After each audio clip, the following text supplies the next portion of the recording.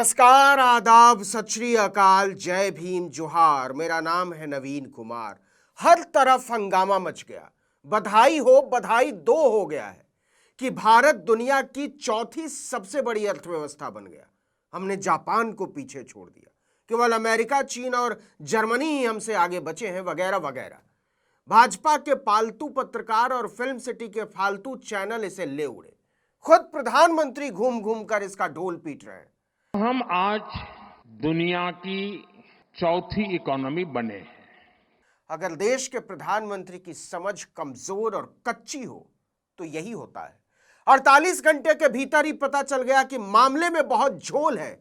और ऐसा भी नहीं है कि इस झोल की पोल खोली है विपक्ष के किसी नेता ने या जेएनयू जामिया अलीगढ़ के किसी प्रोफेसर ने। दरअसल इसकी पोल खोली है खुद नरेंद्र मोदी के आदमी ने कि ऐसा कुछ नहीं है, इतना खुश होने की कोई जरूरत ही नहीं। देखिए, नीति आयोग के एक सदस्य हैं अरविंद विरमानी। अरविंद विरमानी को नीति आयोग का सदस्य इसीलिए बनाया गया था कि भाजपा की सरकार मानती है विरमानी अर्थशास्त्र के विद्वान आदमी है। ऐसे अरविंद विरमानी ने साफ साफ कहा है कि भारत दुनिया की चौथी सबसे बड़ी अर्थव्यवस्था अभी नहीं बना है। उनका कहना है कि भारत 2025 के अंत तक चौथी सबसे बड़ी अर्थव्यवस्था बनने की प्रक्रिया में है। अब जो लोग हुल्ले ले ले कर रहे थे, उनका मुंह सूख कर छुआरा हो गया। यही बात विपक्ष के किसी नेता ने बोल दी होती तो बवाल कट गया होता।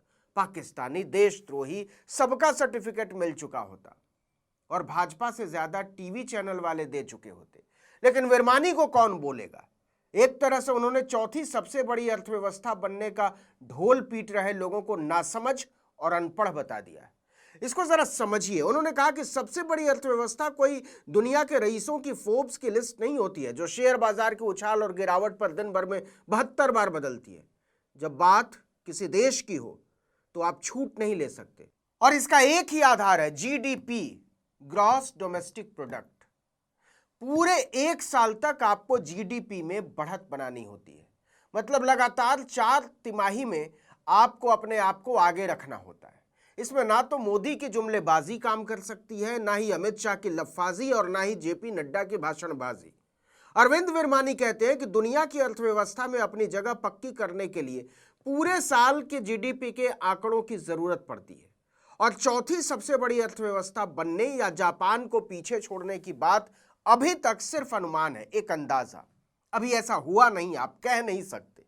अब सरकार की भद पिट रही है क्योंकि नीति आयोग के सदस्य ने अपने ही सीईओ के ऐलान को अच्छे से काट दिया है। आपको याद दिला दें कि नीति आयोग के सीईओ बीवीआर सुब्रमण्यम ने बाकायदा घोषणा की थी कि भारत जापान को पीछे छोड़ते हुए दुनिया की चौथी सबसे बड़ी अर्थव्यवस्था बन चुका है।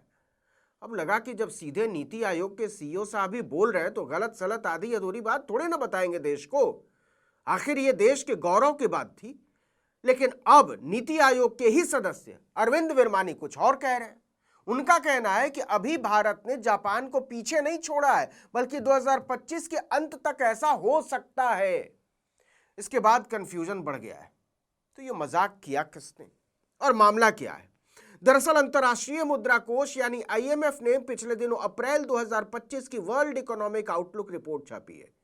यह पूरी तरह वास्तविक आंकड़ा नहीं होता, इसका बहुत बड़ा हिस्सा अनुमानों पर आधारित होता है। तो देखिए, इस रिपोर्ट के हिसाब से भारत की जीडीपी 4.19 ट्रिलियन डॉलर तक पहुंच गई और जापान की 4.18 ट्रिलियन डॉलर, मतलब 0.01 ट्रिलियन डॉलर की बढ़त पर उछाल दिया गया कि भारत ने जापान को पीछे छोड़ दिया। और मोदी ने सुब्रमण्यम की उड़ाई हुई खबर को लपक लिया कि हम जल्दी ही जर्मनी को भी पीछे छोड़ने वाले। 4 बनने का आनंद जितना होना चाहिए उससे ज्यादा 3 कब बनोगे इसका दबाव बढ़ रहा है। अब सवाल है कि भारत यह कह सकता है या नहीं कि हम दुनिया की चौथी सबसे बड़ी अर्थव्यवस्था बन गए हैं? तो इसका जवाब है नहीं, हम अभी तो यह नहीं कह सकते। अरविंद विरमानी से पूछा गया कि अगर यह सच नहीं है तो फिर नीति आयोग के सीईओ बीवीआर सुब्रमण्यम ने ऐसा क्यों कहा? इस पर विरमानी ने कहा कि उन्हें यह नहीं पता कि उन्होंने ऐसा क्यों कहा। शायद उनसे बोलने में कोई शब्द छूट गया हो। बता दें कि सीईओ सुब्रमण्यम ने यह साफ कहा था कि मैं जब यह ऐलान कर रहा हूं तब हम विश्व की चौथी सबसे बड़ी अर्थव्यवस्था बन चुके हैं। भारत 4 लाख करोड़ डॉलर की अर्थव्यवस्था बन चुका है। इसके साथ ही उन्होंने ये भी साफ और स्पष्ट रूप से कहा था कि भारत से आगे अब केवल अमेरिका, चीन और जर्मनी ही है। यदि भारत अपनी पॉलिसी पर सही तरीके से ऐसे ही काम करता रहता है तो वो 2.5 से 3 साल में विश्व की तीसरी सबसे बड़ी अर्थव्यवस्था भी बन सकता है। ये सब कुछ ऑन रिकॉर्ड है। लेकिन उसी नीति आयोग के सदस्य कह रहे हैं कि ऐसा कहना उचित नहीं है, आर्थिक अगर परिभाषा के हिसाब से कहें तो। विरमानी ने आईएमएफ की तरफ से जारी वर्ल्ड इकोनॉमिक रिपोर्ट को लेकर कहा कि भारत ने जापान को पीछे छोड़ने की बात जो कही है वो एक सटीक अनुमानित आंकड़ा हो सकता है, लेकिन वो है पूरे साल की जीडीपी के लिए। आंकड़े में भारत के लिए पूरे साल की जीडीपी जापान से ज्यादा होगी ऐसा बताया गया, लेकिन ऐसा होगा ये साल के आखिर में या जनवरी या फरवरी में ही कहा जा सकता है, क्योंकि पूरे साल की बात कर रहे हैं ना कि कुछ महीनों की। तो अब क्या होगा? होगा क्या? गोदी मीडिया अपना गाना वैसे ही चलाता रहेगा जैसे ये मोदी का मास्टर स्ट्रोक है। प्रचारित किया जाएगा कि make in India, digital India और स्टार्टअप इंडिया जैसी पहलों ने आर्थिक विकास को इतनी रफ्तार दी कि हमने जापान को पीछे छोड़ दिया, और अगर मोदी जी ना होते तो पता नहीं भारत का क्या होता। आपको बता दें कि आईएमएफ द्वारा जारी रिपोर्ट में भारत की जीडीपी वृद्धि दर जो है वो 2025 में 6.2% और 2026 में 6.3% रहने का अनुमान लगाया गया है। अब सवाल है कि अगर ये मान भी लिया जाए कि भारत ने जापान को पीछे छोड़ दिया है और वो दुनिया की चौथी सबसे ताकतवर अर्थव्यवस्था बन गई है, तो क्या भारत विकसित देश कहलाने लगेगा जापान की तरह? हम भारत जो है वो जापान से कर्जा लेने के बजाय जापान भारत से कर्जा लेने लगेगा? इसका एकदम सीधा जवाब है, अभी हम कई मामलों में जापान से बहुत बहुत पीछे हैं, और सच कहें तो दोनों देशों के बीच कोई मुकाबला ही नहीं है।